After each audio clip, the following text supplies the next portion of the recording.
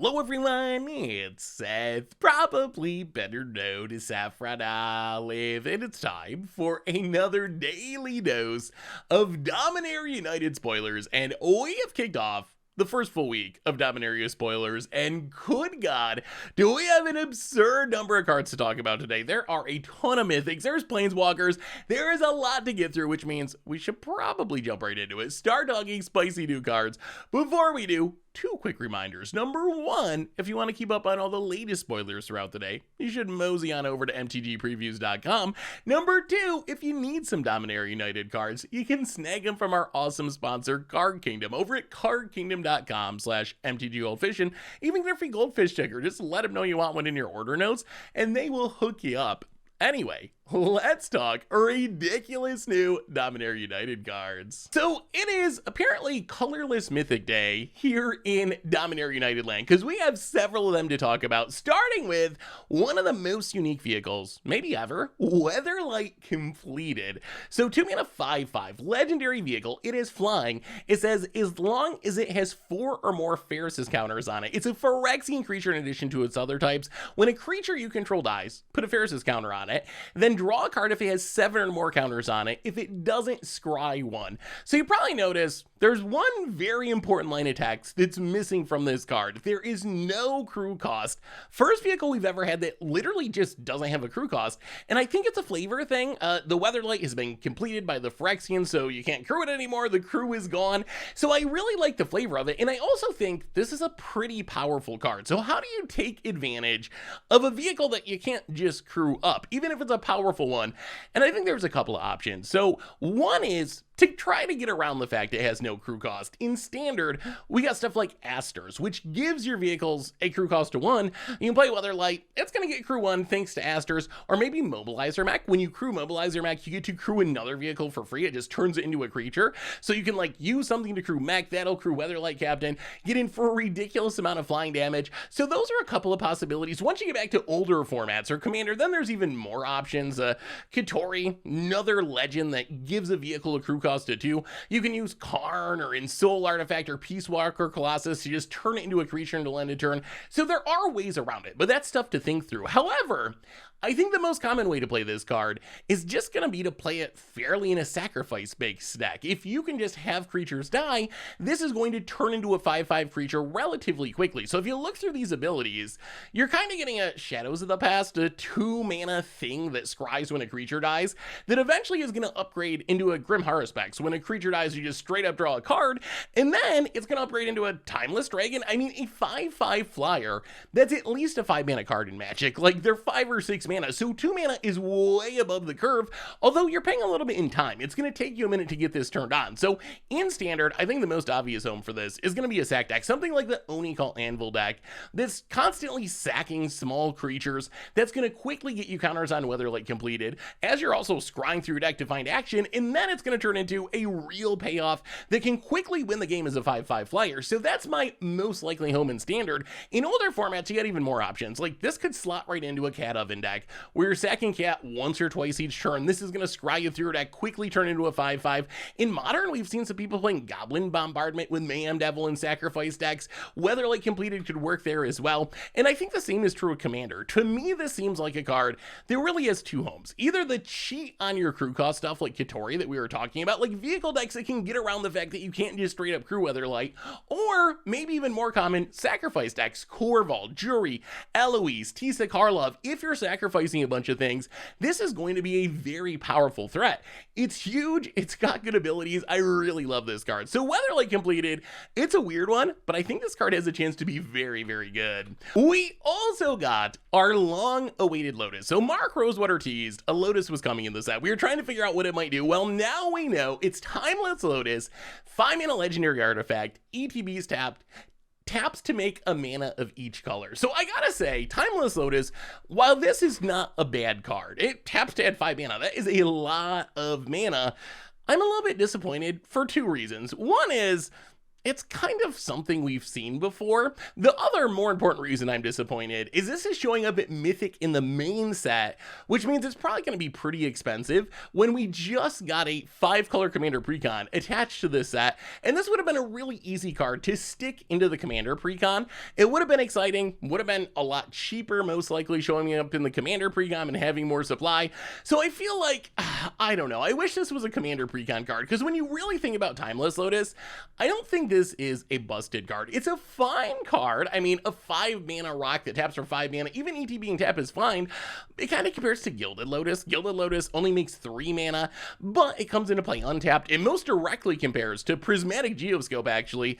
5-mana artifact, ETB's tapped, taps to add mana equal to the number of basic land types you control. So if you have each basic land type, Prismatic Geoscope is literally the same as Timeless Lotus, except Timeless Lotus is legendary, and Prismatic Geoscope doesn't really see a ton of play. Maybe it's partly because people are playing budget decks and not playing fetches and triomes and shocklands, but if you're playing a non-budget 5-color deck, Prismatic Geoscope I think is almost exactly the same as Timeless Lotus. You're going to have all 5 land types. It's going to have to add 5 mana. So what does Timeless Lotus actually do? Well, in Standard, it can do a ton of ramping. If you can build a deck where you can afford to take off turn 5 to play this, you're going to untap the next turn and have at least 10 mana when you tap your Timeless Lotus, which means you can cast Meeting the 5 and go off. You can be casting Explosive Singularities. You can cast Huge Jujano Uprising. So if you just want to ramp into big things in Standard, Timeless Lotus does get it done. It's a little bit slow, but it is going to get you there. It works really well with untap effects. Teferi slows the Sunset, probably the best combo with this. It kind of makes Timeless Lotus free. You play Timeless Lotus, if you got Teferi down, you can just uptick to untap it, immediately make 5 mana to cast something else. That is something I expect we'll see decks doing in Standard. Maybe not like top tier competitive decks, but you can bet Leon Trazi is probably already brewing a deck around this concept. It seems very much like something that he would be doing on his stream. So I'm sure that this is a thing that you can do that can do some big flashy things. If you want to go back to older formats, it's kind of a cute way to win with Door to Nothingness. Like, let's say you got Teferi down, so you can double tap your Timeless Lotus. That's going to get you the mana you need to Door to Nothingness and make your opponent lose the game, and you win the game as a result. As far as Commander is concerned, the biggest drawback of this card is it's a true 5-color card. Like, it has every mana symbol in there, so unlike Gilded Lotus, you can't actually just run this in any deck as a ramp spell. You have to be literally 5 colors because of color identity, so it limits the homes it can go in. And I'm not even sure if I would play this in every 5-color deck, in all honesty. It would be fine, but it is 5 mana. It ramps a lot, but we were just talking about Prismatic Geoscope. Like, that's been legal since 2016, and that's kind of a fringe card. And again, maybe it's because people are playing budget mana bases or whatever, but with a Fetchland, Triome, Shockland mana base, they're really pretty much the same card. So I think Timeless Lotus, I would definitely play in Joda. In Joda, if you got your Commander out or a Fist of the Suns out, Timeless Lotus just taps to cast any spell in your deck, which is pretty sweet. There's also combos. Filgry Sages just goes infinite with it. It can untap an artifact for 2 and a blue. So you tap your Timeless Lotus, make a mana of each color, untap it, spending blue and whatever, do it again, do it again, do it again. You make infinite mana of every color except blue using this combo. So that's a pretty easy way to potentially win the game. And then I think there's other potential options, like it's good with Sisay. Sisay can tutor it out and it makes a bunch of colors of mana to activate Sisay's ability. Horde of Notions also has an ability that costs Wooburg, so that's another easy home. Progenitus maybe just so you can cast your commander. So Timeless Lotus, the card's not bad. I think I'll play it in maybe some 5-color commander decks, especially ones like the ones we talked about that can really do something with a mana of each color. In Standard, I'm going to play it just because I think it's funny, and it can ramp you into big things and do some pretty sweet shenanigans if you tap and untap it. But honestly, it seems like a pretty safe Lotus to me. It's basically Prismatic Geoscope. I'm not sure it's meaningfully better than Gilded Lotus, and in Commander, I'm not sure if it's better at all when you consider the color identity issues. At Gilded Lotus, you can play in your mono white deck, or your Abzan deck, or your 2-color deck, when this only goes in 5 colors. So, Timeless Lotus, the card's sweet, it can do some powerful things, although I honestly wish it was in the 5-color precon rather than in the main set. Continuing with our Colorless Mythics, we got a sweet one in Karn, Sylex. 3 mana legendary artifact, ETB's tapped, says players can't pay life to cast spells or activate abilities that aren't mana abilities, and then you can pay X, tap it, exile it to destroy each non-land permanent with mana value X or less activated only as a sorcery.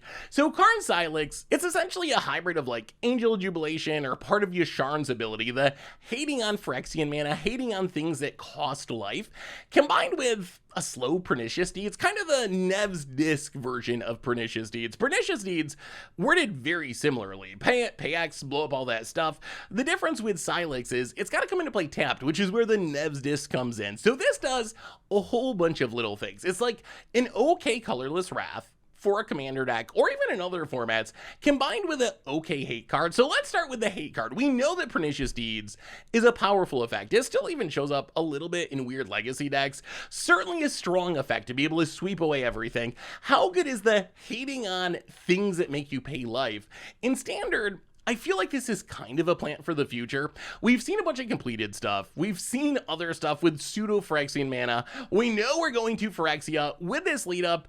It kind of seems like there's a decent chance we're going to keep getting more Phyrexian mana type stuff. More you can pay life instead of mana stuff. So right now, you're kind of hating on the completed planeswalkers. You're hating on the Phyrexian cycle, the Defiler cycle. Also, oddly good against Tenacious Underdog. You can't blitz it into pay because you got to pay 2 life for it. So it hits on a few things. I don't think right now this is like an all-star hate card in Standard, but I would not be the least bit surprised if as we keep going through this next year of Standard and heading to Phyrexia, if Karn Sylex ended up being a go-to sideboard card that you really needed to beat certain decks, plus you get the Wrath mode built in, which, even though it's slow, can be pretty effective, especially against low-curve decks. Once you get back to Modern, or Legacy, or Pioneer, then this hits on a lot of stuff. You can't crack fetch lands, like Scalding Tarn, with Karn Sylex out, because it requires you to pay life. It shuts down Grizzlebrand combo decks, it shuts down Yawgmoth combo decks, it shuts down Bolas's Citadel combo decks. In Legacy and Vintage, it shuts down Force of Will. You can't pay a life to free cast your Force of Will. It shuts down Adanto Vanguard, which is relevant in some Pioneer decks. So it actually hits on a lot of fringe things. Whether or not those things are prevalent enough, outside of fetch lands, whether or not any of these things are prevalent enough that you would have Karn Sylex in your sideboard, it's really going to depend on the meta and really depend on what you're playing against. It's interesting against the fetch lands. If there's very, very fetch heavy decks and you can get this down on like turn 2, it can kind of turn into a weird Blood Moon effect where you essentially just stop your opponent from being able to develop their mana. So yeah, maybe that could be a thing, although that's a little bit like Blood Sun. Blood Sun kind of does the same thing, and I've never been a huge fan of Blood Sun, although Blood Sun also can't turn into a sweeper and wrath away your opponent's board. The Pernicious Deeds effect, I think, is actually pretty good. I'm a little concerned about it coming into play tap. Like, that's the biggest drawback. Pernicious Deeds, if you got enough mana, you just slam it and blow up a bunch of stuff, which is nice. Although, we've seen, because of, like, Urza's Saga, because of Ragavan, stuff that can sweep away cheap permanents has actually become pretty heavily played in sideboards in Modern. And I think that Karn Sylex could fill that role, if not in every deck, at least in Karn the Great Creator decks. If you can tutor from your sideboard Karn Sylex with something like Karn, which I guess is a flavor win, then it gets even better. So Karn Sylex, really interesting card. I think this is a wait and see card. I think this is, we know busted stuff's going to be happening once we get to Phyrexian Standard. We better put this out there to make sure there's a safety valve. So we'll have to see what comes in the future. For now, maybe we end up in a meta where this is a good sideboard card. It is a sweeper. It can hate on certain things. You add those things together and it does a lot of good things, even if it does them kind of slowly. But I would not be at all surprised if this was a very important card in the not super distant future once we keep getting more Phyrexian mana stuff. We also got a colored card. Not all colorless cards today. We got Vodalian Mindsinger, a new Merfolk Wizard, a 3-mana 2/2 with kicker of 1 in a red and or 1 in a green, enters with 2+1/+1 counters for each time it was kicked. So 3-mana 2/2, 5-mana 4/4, 7-mana 6/6, assuming you can kick it twice. And then when it ETBs, you gain control of target creature with power less than its power for as long as you control Vodalian Mindsinger. So unkicked, you run this out as a 2/2 for 3. You can steal a creature with 0 or 1 power, but once you start kicking it and get a 4/4 or 6/6, then you get to steal a lot bigger things, which kind of makes it a weird twist on Mind Flayer. Mind Flayer can steal anything for 5 mana. The downside is it's always only going to be a 3/3. Mindsinger, if you can kick it once or twice, you can be getting a 4/4, a 6/6, a much bigger body. Mind Flayer didn't really take off as a staple in Standard, although we have seen it see play a little bit. We played played a mono blue deck with it. It's shown up in some sideboards. So I think that if there's a deck that can kick or double kick Mindsinger, it's probably got a chance to see a bit of play in Standard. The other thing that's worth mentioning about this card, and might make it modern playable, is all its ability really cares about is its power. So the most obvious way to grow its power is kick it a few times to get counters on it, but you can grow its power in other ways, which I think might mean this card could show up in Modern Merfolk. If you think about Modern Merfolk, it's all about the lords. Like, that is the whole gimmick of Merfolk. You play Lord of Atlantis and Master of Poltron and Mirror Regery, and try to make it so any random small Merfolk you play is going to be really, really big. That's the traditional Merfolk game plan. If you can stack up a couple of lords, and then maybe vial a Mindsinger into play, it's going to be a 4/4 maybe because of the lords, and you're probably going to be able to steal something pretty good even without kicking it. So I could potentially see this being like a sideboard card for Modern Merfolk. There is a lot of competition. Maybe it's too inconsistent, but I think there's a chance. It's really going to depend on the meta. The only thing I dislike about the card is its ability. The power has to be less than, not equal to or less than, which means you're not really stealing much unless you're powering it up in one way or another. If you're only stealing one or less power creatures when you're just playing this naturally, there's just not a whole lot of threats that it actually hits, so you really do need a way to grow its power. If it was equal to or less than, then this card would be kind of busted, because 3 mana you just cast it and steal a Ragavan or whatever, and that'd be really, really, really strong. So we'll have to wait and see, but I think that Vodalian Mindsinger, it's a sweet design. I like that it's a Merfolk and a wizard. It has some tribal potential. We've seen similar cards see some fringe play in Standard, and its creature types might give it a shot in older formats too. We got a new planeswalker in the return of Karn in Karn Living Legacy. So 4 mana, 4 loyalty, +1, create a tapped Power Stone token. It's an artifact with tap to add a generic mana. This mana can't be spent to cast a non-artifact spell. That wording's a little bit weird. What it's essentially saying is you can only use the mana to cast artifact spells if you're casting spells with it, but you can spend it on non-spell abilities. So, like, for example, Karn's -1, pay any amount of mana, you may look at that many cards from the top of your library, put one of them into your hand, the rest on the bottom in any order. The way that the +1 is worded, the Power Stone tokens make mana that you can use to pay for Karn's ability or other abilities on the battlefield. And then -7, you get an emblem with tap an untapped artifact you control. This emblem deals 1 damage to any target. And I gotta say, I think this planeswalker is pretty bad. It's certainly bad in the context of past Karn. So Karn Liberated, modern staple. Karn Scion of Urza saw a ton of play in Standard, still sees a bit of play in older formats. Karn the Great Creator, a legit staple in Modern and Legacy. Karn Living Legacy, it's just not very powerful. If you look at its abilities, its +1 is kind of a little bit like Tezzeret the Schemer, I guess, which also has a +1 that makes an artifact that makes mana. Tezzeret makes a Lotus Petal. Karn Living Legacy, the upside of the Power Stone token is it does stick around on the battlefield, but it is pretty limited on what you can use to cast it, which makes it a little bit like some old artifact ram spells, that like So Davy Mechanist, which makes mana, but you can only use it to pay for artifact spells. It's kind of similar to that, so it is a cool flavorful callback.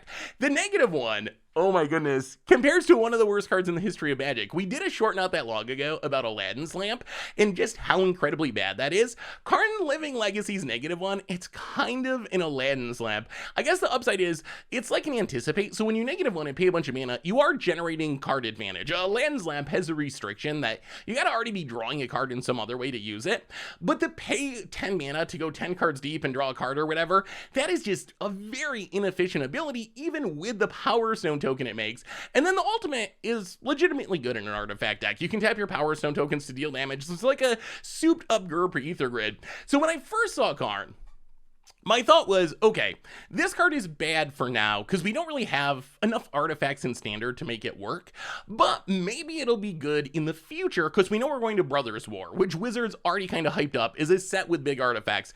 We know we're going back to Phyrexia and Mirrodin, which is an artifact-based plane, so maybe this will make sense in the future. Right now, you're like, I don't know, playing some vehicles. The only 2 artifacts that cost more than 5 mana in current Standard are Thundersteel Colossus and Walking Skyscraper, which are just not super powerful. powerful. You don't want to build a deck that's trying to ramp into those with Karn Living Legacy. But then the more I thought about Karn, the more I came to the conclusion that this card is just straight up bad. And even if we get big artifacts in Brothers War or in Phyrexia, I still don't think this card is good. When you think about what you want from a Planeswalker, you want that Planeswalker to protect itself, number one. That's like number one for playable Planeswalkers. Karn does not protect itself at all. Its +1 makes an artifact that comes into play tapped and makes mana for something, so it essentially does nothing right away. The -1, if you play Karn on 4, you can't even draw a card with it because you got to spend mana on it. And then even if you untap the next turn, can you really afford to like take a turn off to play Karn, take it up to make this mana rock, and then the next turn spend all of your mana, some of your mana, to anticipate and dig through your deck incredibly efficiently? I don't think you can do that. And then the emblem is good, but the rest of the card is so bad that I just don't think it's gonna work. It is cute that you can like use Karn's +1 to make power stones that can activate abilities. Like imagine trying to win with Helix Pinnacle or something. The thing is, if your deck just cares about mana for abilities, there's way better ways of doing this. I also thought, well, maybe it just cares about artifacts on the battlefield. But again, if you just care about putting a massive artifacts on the battlefield because you're gonna tap them for value or they're gonna burn your opponent when they come into play, it's so easy these days to make blood tokens or to make treasure tokens. Why would Karn making one Power Stone token a turn even be good in that context? So since I've actually thought about Karn a bit, not only do I think this is the worst Karn of all time, I think this will go down as literally one of the worst Planeswalkers in the history of Magic. Discounting, let's say, Planeswalker deck Planeswalkers, if we don't count those, because those are intentionally made to be bad, and maybe discounting some of the uncommon Planeswalkers that we saw when we went to War of the Spark.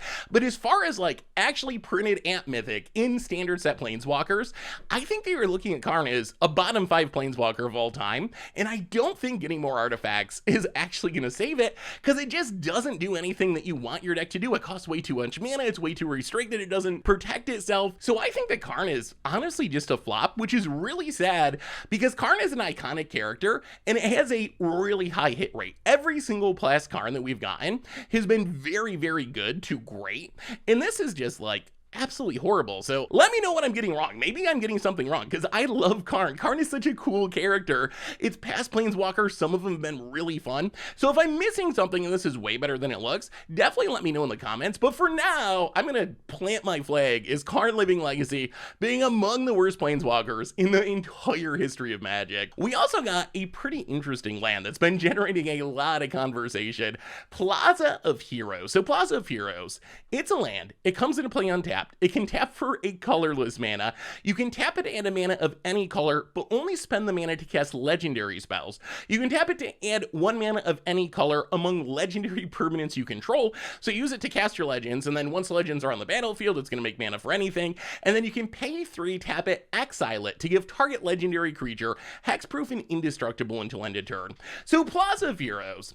When you see this card, the first place most people went is directly to Commander. And we'll talk about Commander in a minute, but honestly, I'm more excited about Plaza of Heroes is land in formats like Standard, Pioneer, and Modern than I am in Commander. Not that it can't do things in Commander, and again, we'll talk about that in a minute, but I think this is a pretty legit card for very specific decks. If you're going to build a legendary tribal deck, this is exactly what you want. We've seen lands like this in the past. Lands that come into play tapped, can tap for any color, but only for a specific thing, like Cavern of Souls, Ancient Ziggurat, Pillar of the Perunes. We've seen these cards be pretty powerful, especially in specific decks to support what they're trying to do, and I think that Plaza is the same thing if you're playing Legendary Tribal. So in Standard, we're heading into a Standard where we have a lot of 3-color legends from Streets of New Capenna. We have random like 3-color Planeswalkers, which are legend. We're getting more 3-color legends and a huge legendary theme in Dominaria United. So I can imagine Plaza of Heroes actually being pretty legit in Standard in a deck that's playing a bunch of these really efficient legends that are split up across colors, and this is a card that kind of lets you cast all of your spells. So I think it's got potential there. Once you go back to Pioneer or Modern, there's even more options. Like this is perfect for a Bard class deck. We have Kethis combo decks in Modern. We've even seen some weird like legendary aggro decks like Ragavans and Kytheons with Mox Amber. Plaza of Heroes seems perfect there as well, fixing your mana, maybe even protecting your stuff. So even though a lot of people are hyping this card for Commander, I'm hyped about this card making like 5-color legends a thing in Standard, or improving some of the legendary matters decks in formats like Modern or Pioneer. As far as Commander is concerned, I got some bad news. I don't think this card is as good as most people are making it out to be.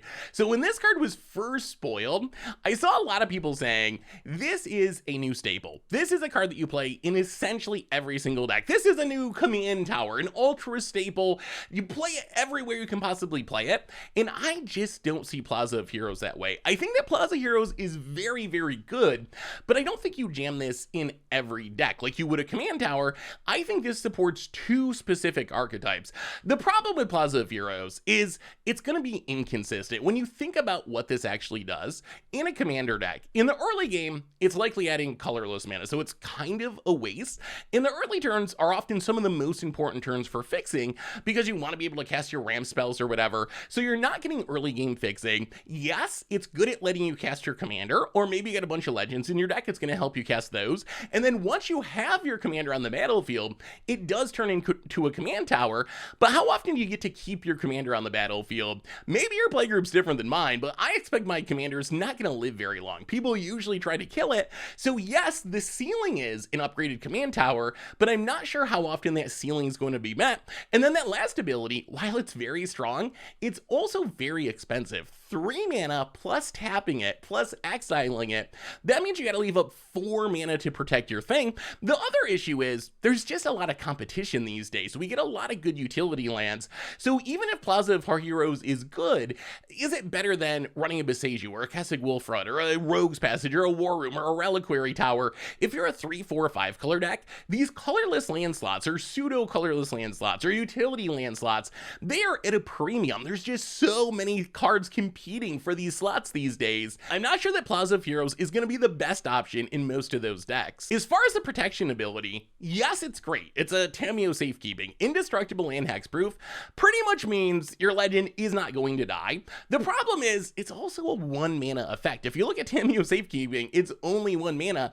That's an amount of mana that you can reasonably leave up. Let's say you really care about protecting a legend. Leaving up 4 mana in case one of your opponents tries to kill that legend, that's a huge negative tempo swing. That's a lot of mana that's potentially going to waste. If you're playing a Drago deck or something, then it's probably fine because you're casting stuff at instant speed. But if you're just playing a normal deck that isn't trying to play at instant speed, it's very difficult to leave up 4 mana for protection. That's just a huge, huge ask. So I think even though it's a strong ability, its cost is really, really high. So we've covered all the bad of this, all the reasons why I think that Plaza of Heroes is not a new command tower. It's not something you play in every single deck, but there are a couple of places where I think that Plaza of Heroes is legitimately going to be the best land in your deck, or one of them. So home number 1 for Plaza of Heroes is Legendary Matters style decks. If you're playing like 5 color Azeka Legends, or Sisay Weatherlight Captain Legends, or Kethith Legends, then I think that Plaza of Heroes is going to be great, because many of the non-land cards in your deck anyway are going to be Legends, because that's the theme of your deck. So this, in the early game, is going to be great fixing, and then you get the upside of maybe protecting your thing or whatever. So I think that that is home number 1, Legendary Matters decks. I did want to point out the other difference between this and Command Tower is this cares about the colors of legends on the battlefield, not their color identity in Commander. So if you're playing like Azeka Legends, if you have Azeka on the battlefield and no other legends, Plaza is only going to tap for green mana for your non-legends. On the other end, if you have the backside of Azeka, the Prismatic Bridge on the battlefield, then it's a Command Tower that's going to tap for all colors of land. So keep that in mind as well. This is not about color identity. It's the actual color of the card for 60 card formats. The other place that I think Plaza of Heroes is great is in mono-colored Voltron style decks. If you're playing like Thrun Voltron or Kosi Voltron or Yargle Voltron, then I think Plaza of Heroes is going to be really good, not for its fixing, but because of the possibility of protecting your Voltron commander with its last ability. And if you're monocolored, you don't have as many good utility lands that are competing for your slots. Plus, you don't have mana consistency issues. Like if you're 5 colors, you really got to have a ton of dual lands to make your mana work. If you're playing a monocolor deck, you definitely have room for Plaza of Heroes. And sure, leaving up 4 mana is annoying, but there'll be times where you run out of cards and the opportunity cost is just so low in those decks. So that's how I view Plaza of Heroes. An all-star for Legendary Matters, an all-star for monocolored Voltron decks. Other decks, I think it's kind of just okay. Give it a try. Maybe I'm underrating it. But personally, I don't view this as an ultra staple that you play in every deck. I think it's going to be a little less consistent, and the last ability a little slower and clunkier than a lot of people are realizing. We also got the white member of the Defiler cycle and Defiler of Faith. So 5 mana 5/5. Phyrexian human with vigilance, has the same ability as the rest of them, is an additional cost to cast white permanent spells. You can pay 2 life. If you do, it reduces the white mana cost by 1.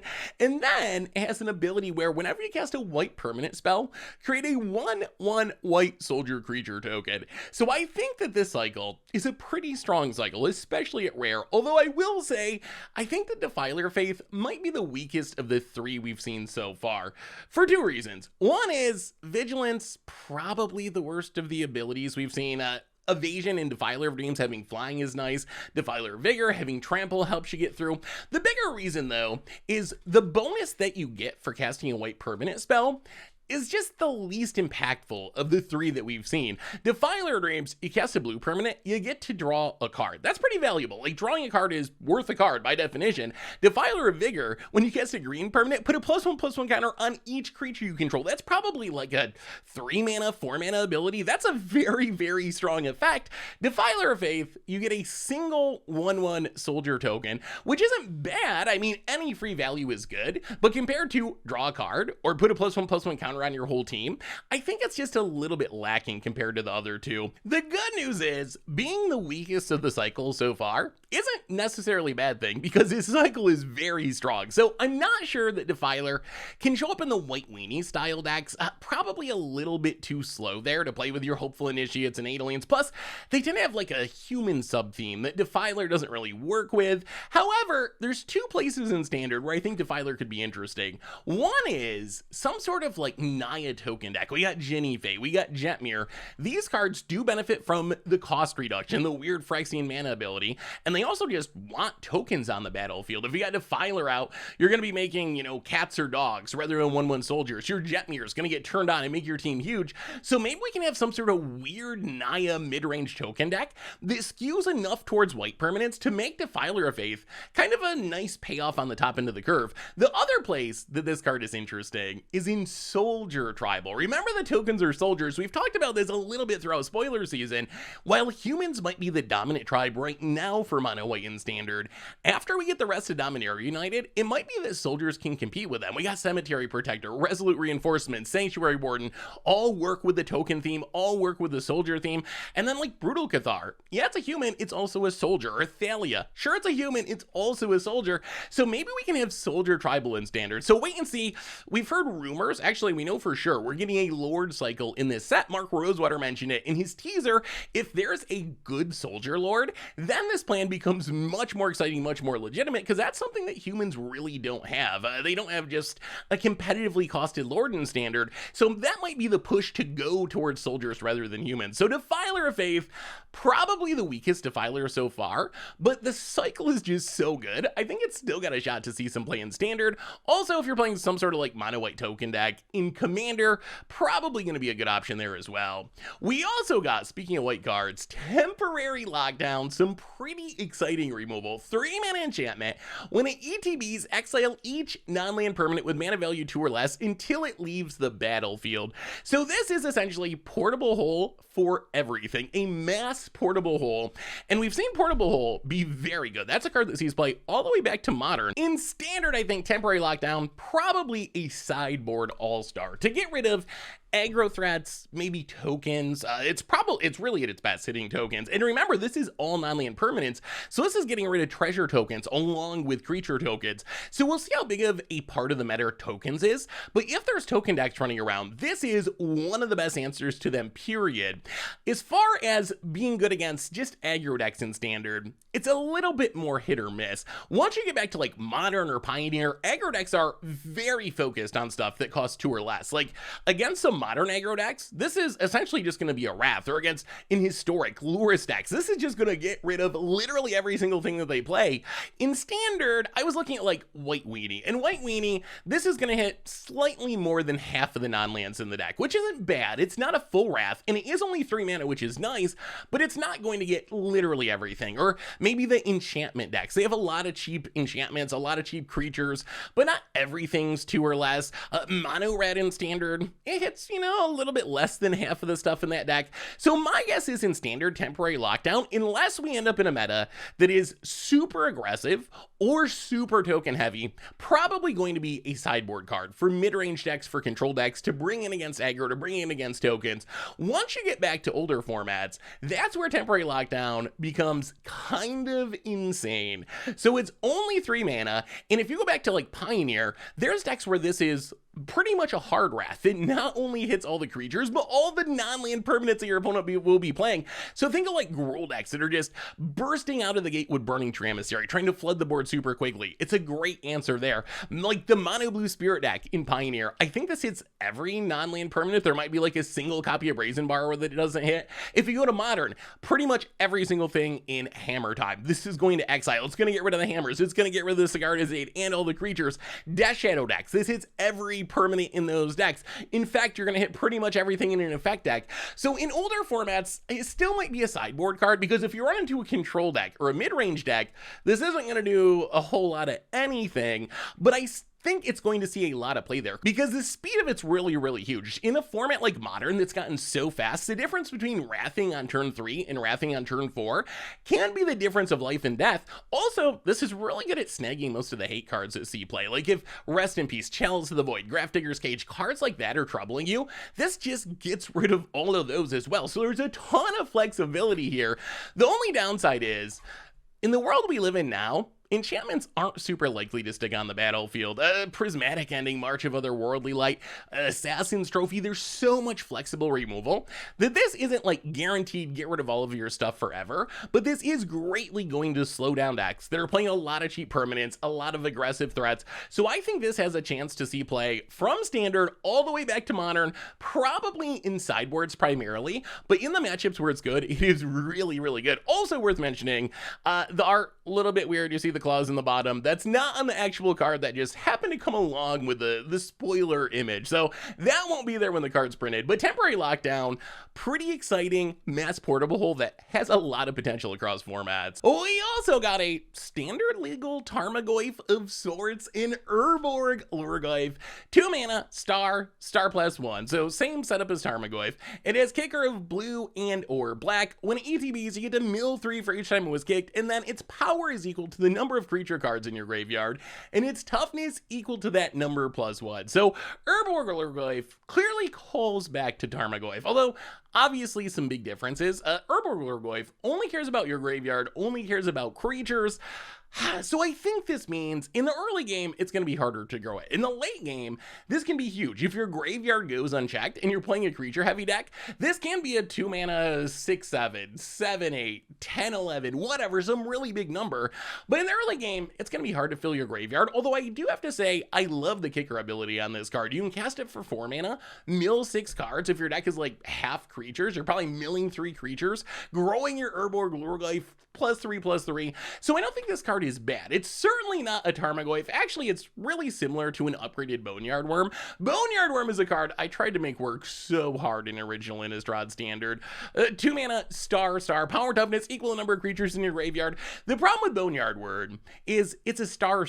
It has 0 toughness, which means on turn 2, if you don't have a creature in your graveyard, it just dies. Or if your graveyard gets wiped, it just dies. So Urborg Lhurgoyf is a huge upgrade over Boneyard Worm, just because it has that single toughness. Plus, if you kick it twice, it's kind of like you get a double Stitcher Supplier. Like milling 6 is not bad, even if you just kick it 1 time. Milling 3 for 1 mana, that's a pretty efficient deal. So is Urborg Lhurgoyf gonna be good enough to see play? So I don't think there's a chance it's gonna show up in older formats, but I'm really interested in trying this in standard. We got Old Stick Fingers, fills a graveyard, gets big based on the number of creatures in the graveyard. Seems like a perfect pairing for Urborg Lhurgoyf. We got other payoffs like Vilespawn Spider. We got ways to fill the graveyard Undead Butler, Cemetery Tampering, Consuming Blob could be another sweet addition. So all the pieces seem to exist for some sort of like Sultai graveyard self-mill style deck. My only concern is there's also a lot of incidental graveyard hate in Standard. The Cemetery Cycle, really good at just accidentally exiling things from the graveyard. Graveyard Trespasser, kind of a staple. Corpse Appraiser can snipe creatures from the graveyard. People play Farewell, and that can just accidentally exile all the graveyards. So it might be that there's too much hate to make it work, but there's enough pieces here that I'm interested in trying to build a Sultai graveyard deck, and we'll see how good it ends up being. We also got Stronghold Arena, a new card drawing black enchantment, 2 mana enchantment, kicker of white and or green. If it was kicked, you gain 3 life for each time it was kicked. So if you kick it twice, you can gain up to 6 life with it. And then it says whenever one or more creatures you control deals combat damage to a player, you may reveal the top card of your library, put it in your hand. If you do, you lose life equal to its mana value. So this is a callback to Dark Confidant, I guess also a little bit to Phyrexian Arena based on the name. If you're hitting your opponent each turn, you're essentially getting a Dark Confidant with a bit of upside in that you can choose not to use it. So if you're down at 1 life, you don't have to reveal the card and put it in your hand. You can just choose to be like, no, I'm not going to use the ability this turn, which is something you can't do with Dark Confidant. There's times when Dark Confidant, greatness at any cost, ends up being a high cost, like killing yourself with Dark Confidant damage. So how good will Stronghold Arena be?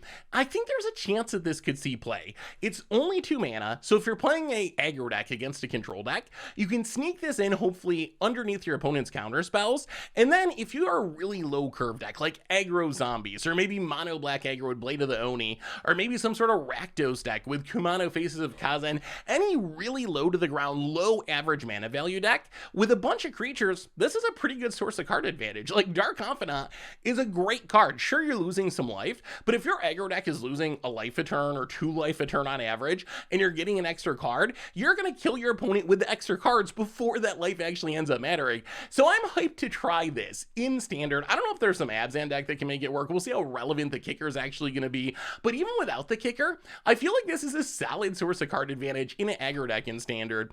In Commander, it gets better and worse. So on one hand, you can draw more cards in Commander. The way it's worded, you get to reveal a card and draw that card for each opponent that was dealt damage. Kind of like Tymna is kind of formatted this way. So if you're playing a 4-player game and you hit each opponent with a creature, you can be revealing and drawing 3 cards each turn with Stronghold Arena, which is actually pretty powerful. The problem is Commander decks, especially lower powered, casual style Commander decks, usually have some big expensive things. So if you're flipping over an 8-drop or something with this, you're going to kill yourself really, really quickly, which is a big issue. So we'll have to see. Normally Dark Confidant doesn't see playing casual Commander decks for that reason.